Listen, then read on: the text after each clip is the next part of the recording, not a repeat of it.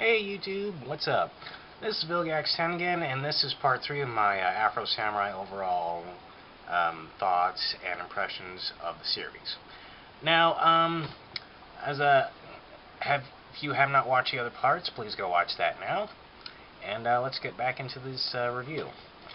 Now, as I said in the other part, Afro actually comes across this other character called Ninja, and he is in fact Afro's traveling companion, if you will, but as he likes to put it, his road dog. Now, basically, he accompanies Afro wherever he goes. He's a very talkative character.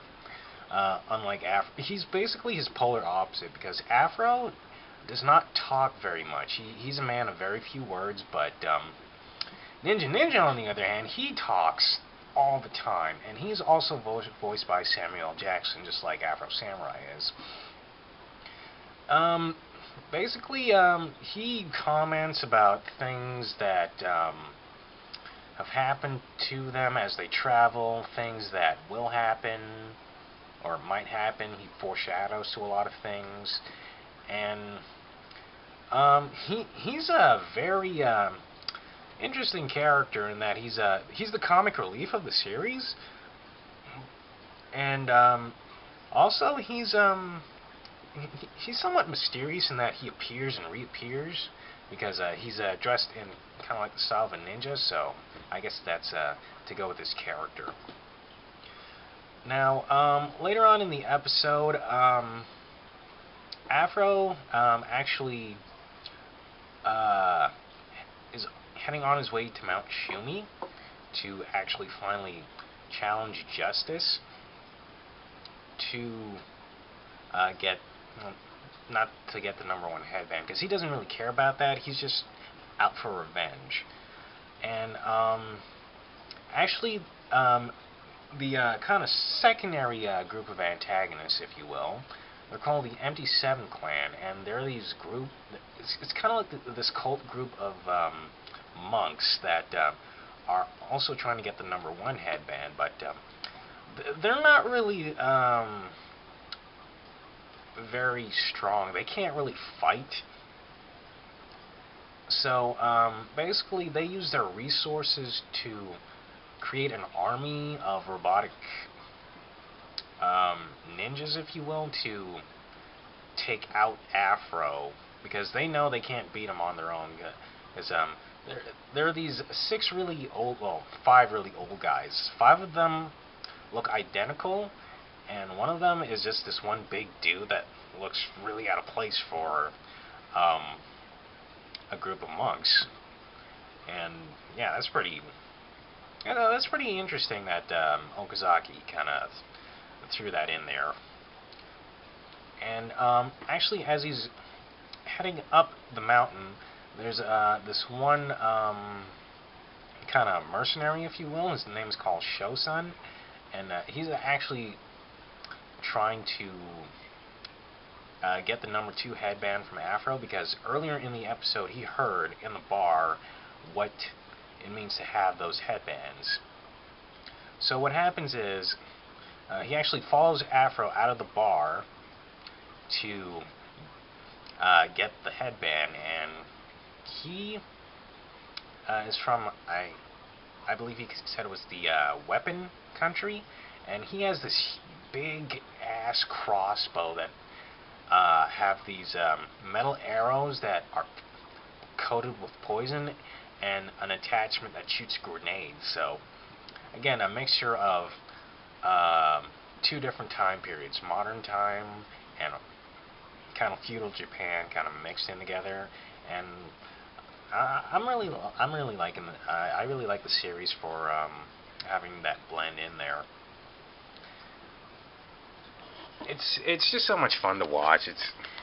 I'm just gonna show you the covers again, because they look so damn cool. Look at these.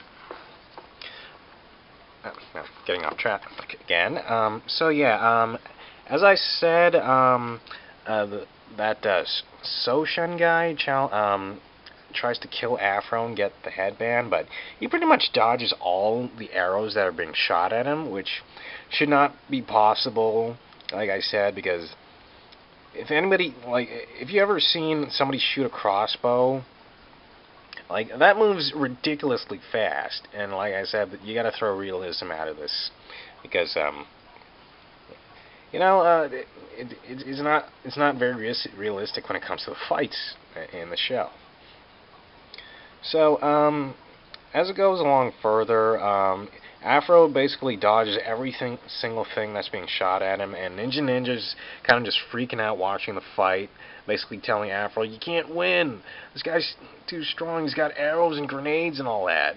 But Afro just ignores Ninja like he does throughout the entire series for most part, and he gets in close to Soshin and just impales him right through the head, and he makes it look so effortless. Because Afro, he has, like I said, the single-minded determination to kill this guy, to kill this asshole that killed his father. And after that, Afro pulls out a smoke and just starts walking away and likes to smoke because a lot of the time after a fight, he'll pull out a smoke and just light it because, like I said, for some reason, like, a lot of the characters in this smoke. I know, I guess that's to add to their badassery, if you will. And Afro starts staggering a little bit, and he actually starts to get affected by the poison that were coated in the arrows. And then, all this time, just to let you know, 2 members of the MP7 clan are actually watching Afro and recording his movements. And Brother 6, the big hulking brother of the MP7 clan, actually jumps down and tries to take out Afro because he's kind of the hothead of the group. And he actually pulls out an RPG out of a backpack. And Ninja's line, when he sees it, is just so hilarious. If you ever watch, like, I'm sure it's on the internet somewhere if you find it, but his line to that was just so priceless. And he shoots off an RPG at Afro and Ninja, and Afro, like, struggling to get up because, he's been poisoned and he's like really badly hurt by the poison. So he just barely manages to cut the RPG right in half, and it explodes around them, Ninja and Afro. And the part of the cliff that they're on gets destroyed, and they fall off the cliff.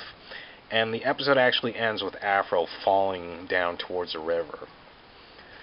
So yeah, that's basically how episode 1 ends, and I will get more into episode 2 of the series, so please stay tuned for more of the review and my overall thoughts. Thank you so much for watching my video, and please let me guys know what you think of my video. Please give me suggestions on how I can make it better. Let me know if I missed anything in the comments section. That'd be great.